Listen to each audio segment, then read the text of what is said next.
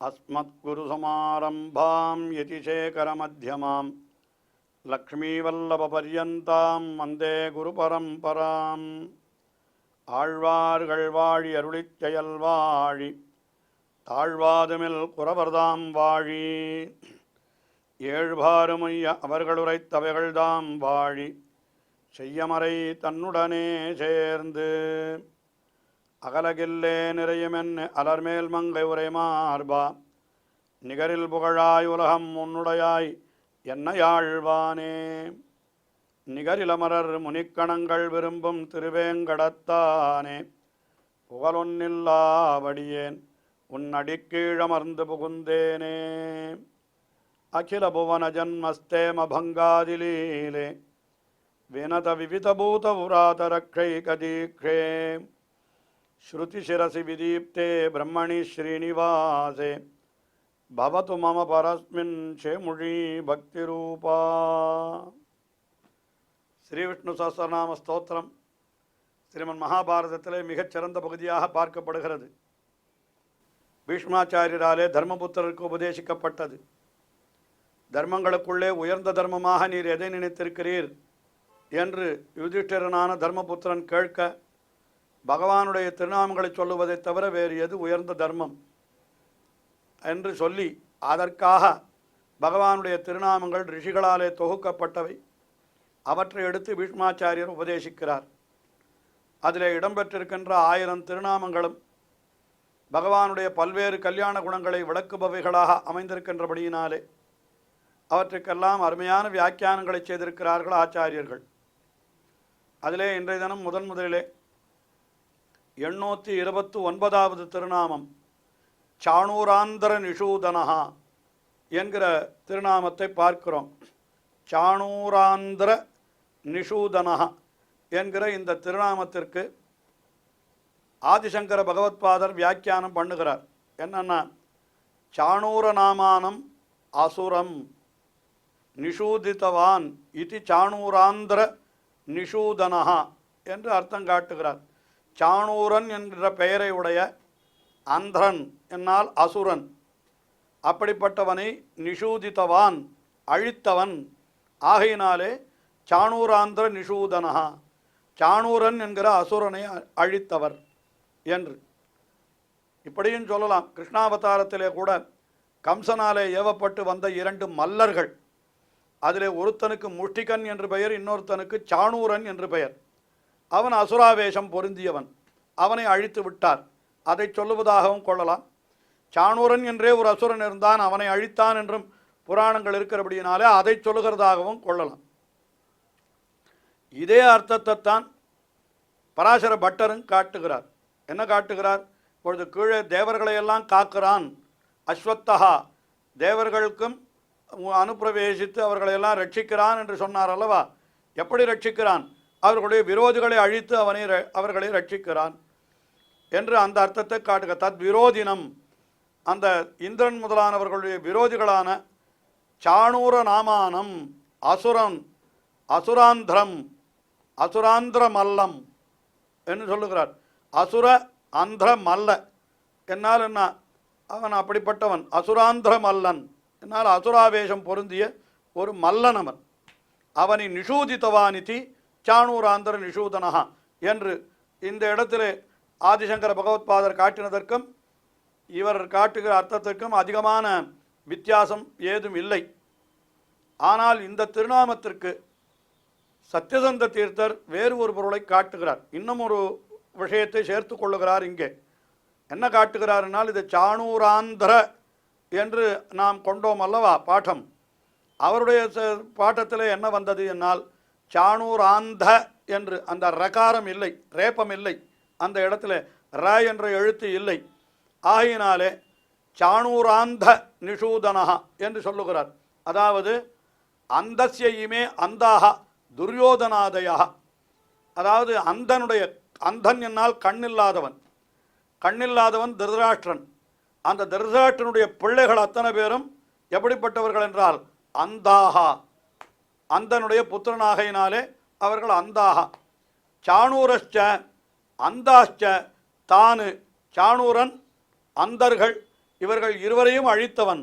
என்னால் என்ன அர்த்தம்? சாணூரனையும் அழித்தவர், அந்த திருதராஷ்டிர புத்திரர்களையும் அழித்தவர்.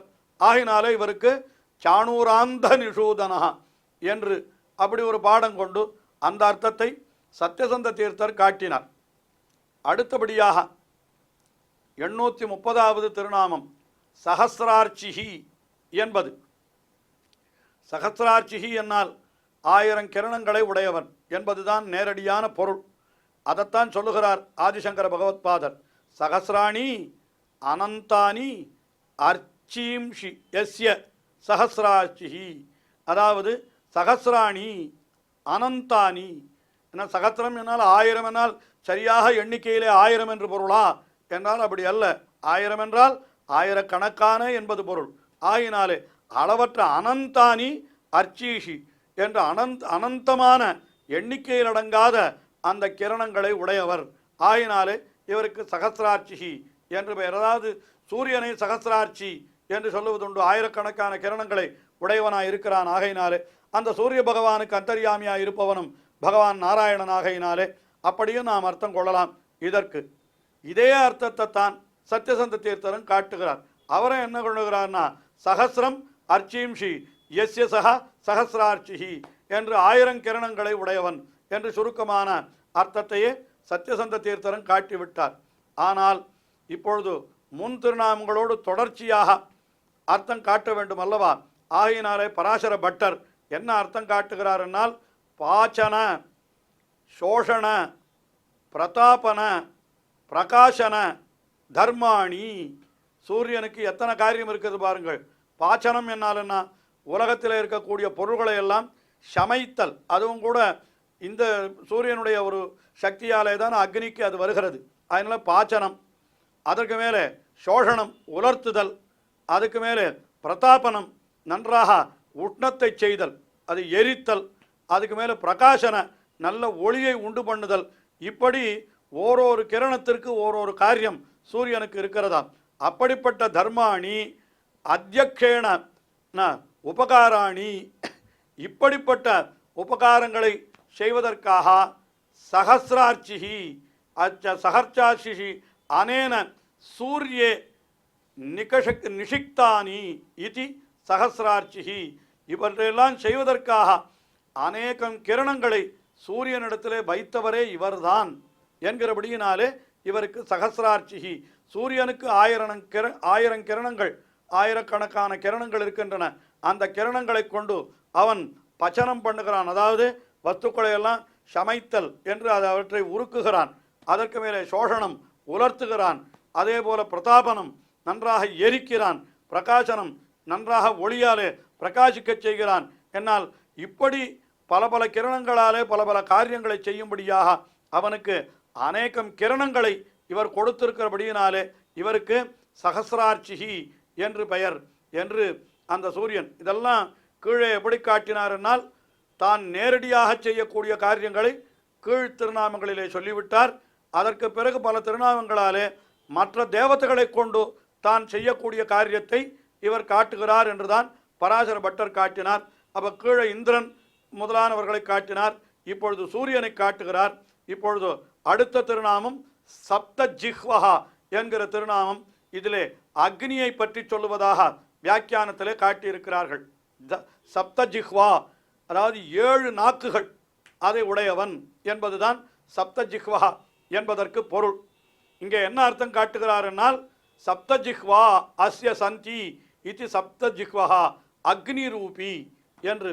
இந்த அக்னி பகவானுக்கு 7 நாக்குகள் இருக்குமா. அது அப்படி சாஸ்திரத்திலே சொல்லப்பட்டிருக்கிறது.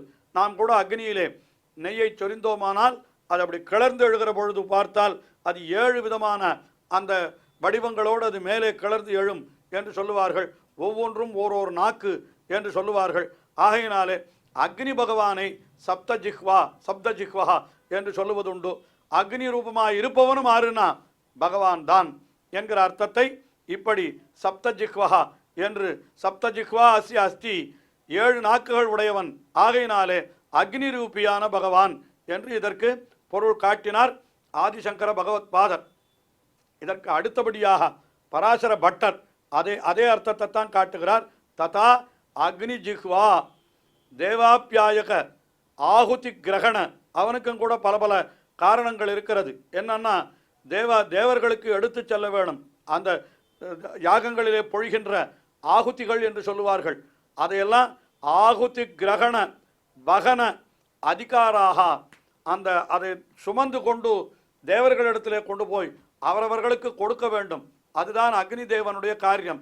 அதற்காக அவன் எத்தனை விதமான கிரணங்களை அந்த நாக்குகளை கொண்டிருக்கிறான் என்னால் அதுக்கு கொஞ்சம் 1-2 கிரணங்களுக்கு உண்டான பெயரை கூட சொல்லுகிறார்.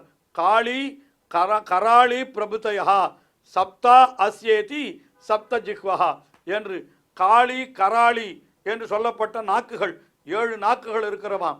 அந்த ஒரு 2 நாக்குக்கு உண்டான பெயரை இங்கே சொன்னார். காளி என்று ஒரு நாக்கு, கராளி என்று ஒரு நாக்கு என்று இப்படிப்பட்ட 7 விதமான நாக்குகளை உடையவன் யாரென்னால் அக்னி.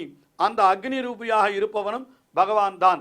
அந்த அக்னிக்கு அந்தர்யாமியாக இருந்து அந்த அக்னியையும் வழி நடத்துபவன் யார் என்றால் அவன்தான் பகவான் என்று அந்த அர்த்தத்தை சொல்லுகிறார். இதே அர்த்தத்தை தான் முதலிலே சத்யசந்த தீர்த்தரன் காட்டுகிறார். முதல் பொருளாக என்ன காட்டுகிறார்? சப்தசங்கியாக்காக என்னன்னா ஜிஹ்வா யஸ்ய அக்னி அந்தர்கத ரூபேண சப்த ஜிஹ்வா என்று 7 நாவுகள் 7 நாக்குகள் கொண்ட அக்னி ரூபியாக அக்னிக்கு அந்தர்யாமியாக அக்னிக்கு உள்ளே இருப்பவன். அதனால இவனுக்கு சப்த ஜிஹ்வா என்று பெயர் என்று அந்த அர்த்தத்தை காட்டினார். அதற்கு மேலே இன்னும் ஒரு பொருளை சொல்லுகிறார்.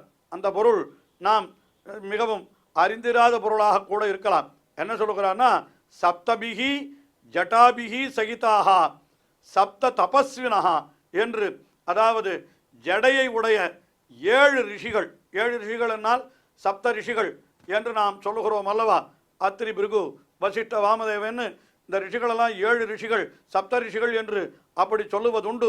அவர்களெல்லாம் ஷடை அணிந்தவர்களாக சப்தபிகி ஜடாபிகி சபிதாக. ஜடாபிகி சகிதாக என்னால் ஷடையோடு கூடியவர்கள் 7 ரிஷிகளாக இருப்பவர்கள் சப்த ரிஷிகள் சப்த தபஸ்வினஹா என்று அவர்களை சொல்லி தேயேவ ஜிஹ்வா அஸ்யேதி. அந்த 7 பேர் தான் பகவானுக்கு நாக்காகவே இருக்கிறார்களாம். ஆஹா, அப்படின்னா என்ன அர்த்தம் என்னால் இப்படி கொள்ளலாம். நாம் என்ன கொள்ளலாம்? அந்த 7 ரிஷிகளும் பகவானுடைய நாக்கு என்று சொன்னால் என்ன பொருள்? அந்த 7 ரிஷிகள் என்னென்ன வார்த்தைகளை சொல்லுகிறார்களோ அதெல்லாம் பகவானாலே சொல்லப்பட்டது என்றே நாம் கொள்ளும்படியாக அப்படிப்பட்ட பெருமை படைத்தவர்கள் அவர்கள் என்கிற காரணத்தினாலே இந்த 7 ரிஷிகளை பகவானுடைய நாக்கு என்கிற அர்த்தத்திலே இப்படி காட்டினார். ஆக சப்தபிகி ஜடாபி சகிதாக சப்த தபஸ்வினஹா 7 ரிஷிகள் தேயவ ஜிஹ்வா. அந்த 7 ரிஷிகள் தான் பகவானுக்கு நாக்குகள். அப்போ என்ன அர்த்தம்? ஜடைகளை உடையவர்களாய் 7 என்ற எண்ணிக்கையிலே உடையவர்களான அந்த சப்த ரிஷிகளை தம்முடைய நாக்காக உடையவன் பரமாத்மா பகவான். ஆகினாலே அவனுக்கு சப்த ஜிஹ்வஹா என்று பெயர் என்று இப்படி அர்த்தத்தை காட்டினார். ஆஹா, சப்த ஜிஹ்வஹா என்கிற திருநாமத்திற்கு இப்படி பல்வேறு பொருள்களை ஆச்சாரியர்கள் மூவரும் 3 விதமாக காட்டியிருக்கிறார்கள். இன்னமும் பகவானுடைய திருநாமங்கள் தொடர்கின்றன. நாம் தொடர்ந்து அனுபவிப்போம். ஸ்ரீயக்காந்தாய கல்யாண நிதயேர்த்தினாம் ஸ்ரீவேங்கட நிவாசாய ஸ்ரீனிவாசாய மங்களம். ஸ்ரீமத் சுந்தர ஜாமா திருமுனிமார் சவாசினே சர்வலோக நிவாசாய ஸ்ரீனிவாசாய மங்களம்.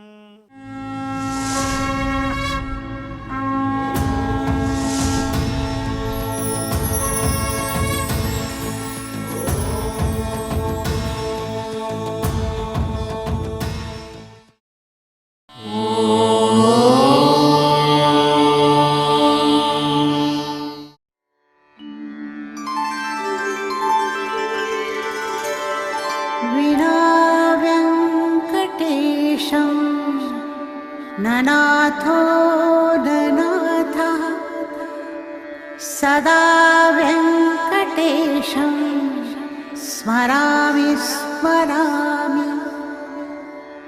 हरे वेङ्कटेश प्रसीद प्रसीद.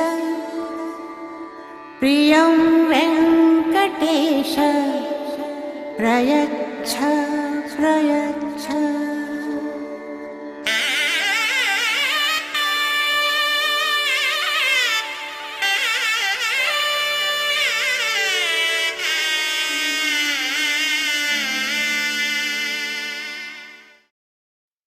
लिङ्गाय